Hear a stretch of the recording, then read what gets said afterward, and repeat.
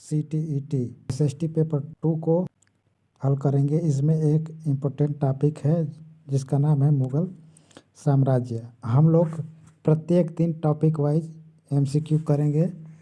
प्रत्येक टॉपिक से जो इम्पोर्टेंट क्वेश्चन लगेगा, पेपर में आने लायक रहेगा, एक्सपेक्टेड क्वेश्चन रहेगा, उसको हम लोग रोज़ प्रत्येक दिन टॉपिक वाइज एक एक चैप्टर को हल करते रहेंगे। तो आज के टॉपिक है मुग़ल साम्राज्य। तो दोस्तों, हम लोग आज मुग़ल साम्राज्य के प्रथम क्वेश्चन को हल करेंगे देर नहीं करते हुए। तो पहले क्वेश्चन में कहा जा रहा है कि मुग़ल साम्राज्य का संस्थापक कौन था? बाबर, हुमायूं, अकबर, शेरशाह सूरी। मुग़ल साम्राज्य का संस्थापक कौन था? तो आंसर हो जाएगा फर्स्ट ऑप्शन बाबर। नेक्स्ट देखते हैं अगला क्वेश्चन। पानीपत की पहली लड़ाई 1526 में किसके बीच हुई थी? किसके बीच हुई थी दोस्तों, ये पूछ रहा है इसमें। बाबर और इब्राहिम लोदी, अकबर और हेमू, बाबर और राणा सांगा, हुमायूं और शेरशाह। पानीपत की पहली लड़ाई कब हुई थी? 1526 में। तो ये फैक्ट याद रखना पड़ेगा क्योंकि कभी कभी मिलान करने के लिए दे देता है, तो जो वर्ष है ये ध्यान देना पड़ेगा। आंसर इसका क्या होगा? तो आंसर इसका प्रथम ऑप्शन हो जाएगा ए, बाबर और इब्राहिम लोदी के बीच हुआ था पानीपत की प्रथम लड़ाई। नेक्स्ट है कि बाबरनामा किस भाषा में लिखा गया था? फारसी, अरबी, तुर्की, उर्दू।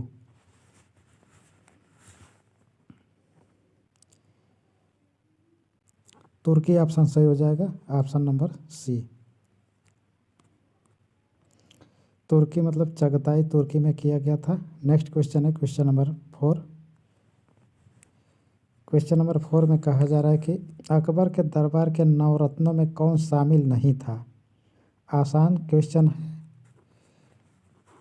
तानसेन, बीरबल, अबुल फजल या फिर चाणक्य। अकबर के दरबार के नवरत्नों में कौन शामिल नहीं था? तो पेपर को हल करते समय दोस्तों यहाँ पे नहीं थोड़ा सा मोटा लिखा रहेगा, इसको ध्यान देना पड़ेगा। नहीं वाले शब्द जब दिखे तो उसको 2 बार पढ़ लेना, नहीं तो मिस्टेक हो सकता है। आंसर इसका क्या होगा? तो आंसर इसका डी ऑप्शन हो जाएगा, चाणक्य। चाणक्य का संबंध था मौर्य वंश से, मौर्य वंश से। तो इसलिए फोर्थ ऑप्शन सही हो जाएगा क्योंकि नहीं पूछा था। Next question number 5। दीन ए इलाही की शुरुआत किस मुग़ल शासक ने किया था? बाबर, हुमायूं, अकबर, जहांगीर। दीन ए इलाही की शुरुआत किसने किया था? तो अकबर के द्वारा किया गया था। ऑप्शन नंबर सी हो जाएगा सही। मनसबदारी प्रथा किस मुग़ल शासक से संबंधित है? बाबर, अकबर, जहांगीर, शाहजहां।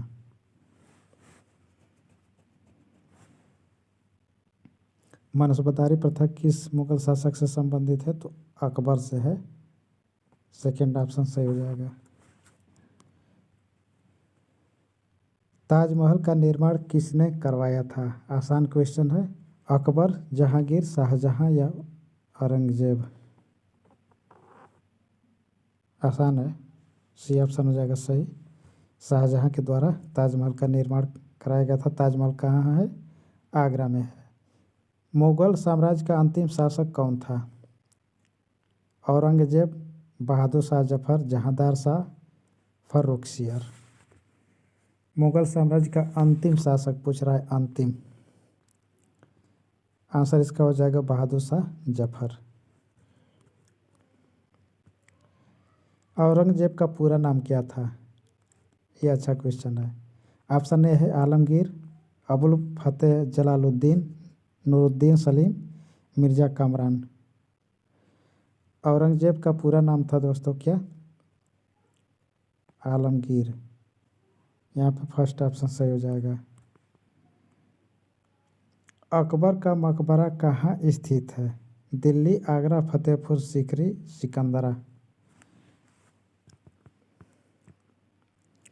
अकबर का मकबरा कहाँ स्थित है? तो सिकंदरा में स्थित है। ऑप्शन नंबर 4 हो जाएगा सही। सिकंदरा में स्थित है। सिकंदरा कहाँ है? तो आगरा के अंदर है, आगरा। फोर्थ ऑप्शन सही हो जाएगा। मुगल साम्राज्य की स्थापना किस वर्ष हुई थी? 1504, 1519, 1526, 1556। मुगल साम्राज्य की स्थापना, मैं बोल रहा हूँ दोस्तों कि सन जो वर्ष होता है, सन होता है, उसको थोड़ा ध्यान देना पड़ेगा, क्योंकि डिफ़िकल्ट थोड़ा सा मतलब लेवल हाई करना होगा तो सन उसमें जोड़ के पूछ देगा किस वर्ष हुआ था, या फिर मिलान करने के लिए पूछ देगा। तो ये ध्यान देना है बस, ज़्यादा डिफ़िकल्ट नहीं होता है, बस इक्का दुक्का क्वेश्चन ऐसे आ सकता है। आंसर इसका हो जाएगा 1526, सी ऑप्शन। बाबर किस वंश से संबंधित था? लोदी वंश, तैमूर वंश, खिलजी वंश, गुलाम वंश। बाबर किस वंश से संबंधित था? तो तैमूर वंश से संबंधित था। पानीपत की पहली लड़ाई में बाबर ने किस युद्ध तकनीकी का प्रयोग किया था? हाथी सेना, घुड़सवार सेना, तोपखाना, पैदल सेना।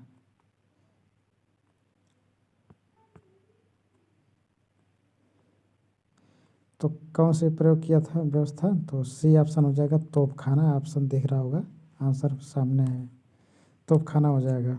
नेक्स्ट है, हुमायूं को किस शासक ने पराजित किया था? अकबर, राणा सांगा, शेरशाह सूरी, या फिर इब्राहिम लोदी। हुमायूं को किस शासक ने पराजित किया था? तो हुमायूं को पराजित किया था Sher Shah Suri. Option number C हो जाएगा सही। दोस्तों मैं एक चीज़ बता दूं कि ये जो क्वेश्चन है इतना, यहाँ पे जो भी अभ्यर्थी ये बताएगा कि मतलब इस ढंग से पढ़ाइए, तो मैं उस ढंग से, अगर अच्छा मुझे लगेगा तो मैं उस ढंग से पढ़ाना शुरू कर दूंगा। यहाँ पे रैपिड फायर है, मतलब मैं क्वेश्चन पढ़ रहा हूँ, डायरेक्ट 4 ऑप्शन बोल रहा हूँ, उसमें से एक ऑप्शन को टिक कर दे रहा हूँ। थोड़ा बहुत जो एक्स्ट्रा नॉलेज बता दूंगा, लेकिन इतना करने का मतलब यह है कि कुछ बच्चों को ऐसे ही पसंद आता है, तो मैं ऐसे पहले वीडियो बना के देख रहा हूँ। अगर इसमें कोई चेंजिंग चाहिए तो सजेशन मतलब कमेंट बॉक्स में बता देना, मैं उस ढंग से वीडियो बनाना शुरू कर दूंगा। तो इसका ऑप्शन कौन सा हो जाएगा? Sher Shah Suri, C option.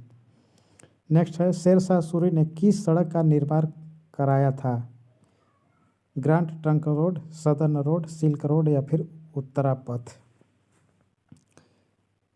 GT road, GTR, GT road, इसका निर्माण दोस्तों कौन कराया था? शेरशाह सूरी ने। तो ऑप्शन नंबर यहाँ पे फर्स्ट हो जाएगा सही, Grand Trunk Road Sher Shah Suri द्वारा बनवाया गया था। फर्स्ट ऑप्शन सही हो जाएगा। अकबर का राज्याभिषेक किस वर्ष हुआ था? 1540, 1555, 1556, 1565। अकबर का राज्याभिषेक किस वर्ष हुआ था? तो 1556 में हुआ था। अकबर की राजधानी फतेहपुर सीकरी क्यों छोड़ी गई? युद्ध के कारण, अकाल के कारण, पानी की कमी के कारण, महामारी के कारण। कौन सही होगा ऑप्शन?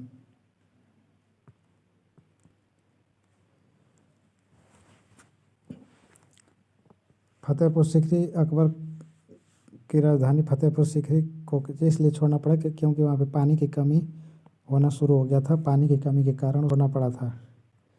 अकबर के नवरत्नों में कौन संगीतकार था? बीरबल, तानसेन, अबुल फजल, राजा टोडरमल। संगीतकार कौन था ये पूछ रहा है। अकबर के नवरत्नों में संगीतकार तानसेन था। दीन ए इलाही का मुख्य उद्देश्य क्या था? नया धर्म फैलाना, कर प्रणाली सुधार, धार्मिक सहिष्णुता, सेना सुधार। दीन ए इलाही का मुख्य उद्देश्य पूछ रहा है क्या था? तो धार्मिक सहिष्णुता था, सी ऑप्शन हो जाएगा सही। मनसबदारी प्रथा का संबंध किससे था? कृषि, प्रशासन और सेना, या फिर व्यापार, न्याय व्यवस्था। इसमें से कौन था?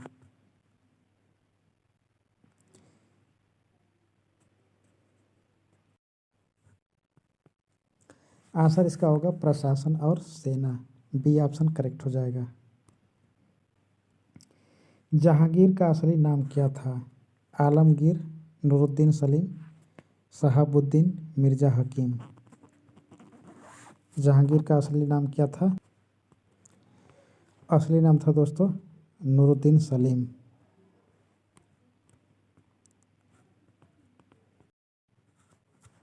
तुजू के जहांगीरी किसने लिखा था? अकबर, जहांगीर, शाहजहां, अबुल फजल।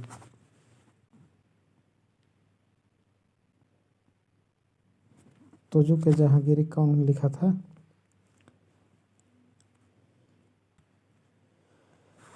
आंसर इसका हो जाएगा जहांगीर। ताजमहल का निर्माण किस नदी के किनारे किया गया है या फिर किस नदी के किनारे है? यमुना, गंगा, चंबल या फिर गोदावरी? ताजमहल का निर्माण किस नदी के किनारे है? तो यमुना नदी के किनारे है। शाहजहां को किस नाम से जाना जाता है?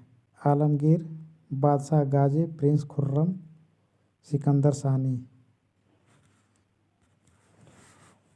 शाहजहां को किस नाम से जाना जाता है? तो प्रिंस खुर्रम के नाम से जाना जाता है।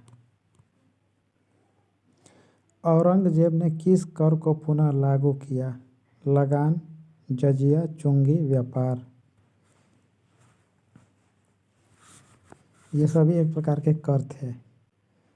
तो औरंगजेब द्वारा पुनः मतलब फिर से एक बार बंद किया गया था, फिर से चालू हो गया था, तो वो था जजिया कर। औरंगजेब का शासनकाल किस बात के लिए प्रसिद्ध है? धार्मिक सहिष्णुता, कला और संगीत, कठोर धार्मिक नीति, यूरोपीय व्यापार। आंसर इसका हो जाएगा कठोर धार्मिक नीति। मुगल साम्राज्य का अंतिम शासक कौन था? औरंगजेब, बहादुर शाह जफर, फर्रुखसियर, जहांदार शाह। अंतिम शासक था मुगल वंश का बहादुर शाह जफर। 1857 की क्रांति के समय मुगल सम्राट कौन था? अकबर सेकंड, शाह आलम सेकंड, बहादुर शाह जफर या फिर औरंगजेब? आसान क्वेश्चन है लेकिन इसके साथ ही साथ इम्पोर्टेंट भी है, तो इसका आंसर हो जाएगा Bahadur Shah Zafar. C option correct हो जाएगा। नेक्स्ट है, मुगल प्रशासन में भूमि मापन प्रणाली किसने शुरू किया था? बाबर, अकबर, जहांगीर या फिर शाहजहां? भूमि मापन प्रणाली किसने शुरू किया था? तो किया था अकबर ने। बी ऑप्शन से हो जाएगा। यहाँ पे आईने अकबरी के लेखक कौन था? बीरबल, तानसेन, अबुल फजल या फिर बदायूनी? लास्ट क्वेश्चन है दोस्तों, आंसर इसका हो जाएगा क्या? अबुल फजल। तो दोस्तों कितना आंसर सही हुआ कमेंट बॉक्स में ज़रूर आंसर बताना कि टोटल क्वेश्चन तो 30 था, 30 में से कितना आया यहाँ पे लिख देना, बता देना। तो मिलते हैं अगले दिन नए टॉपिक के साथ, तब तक के लिए टेक केयर, बाय।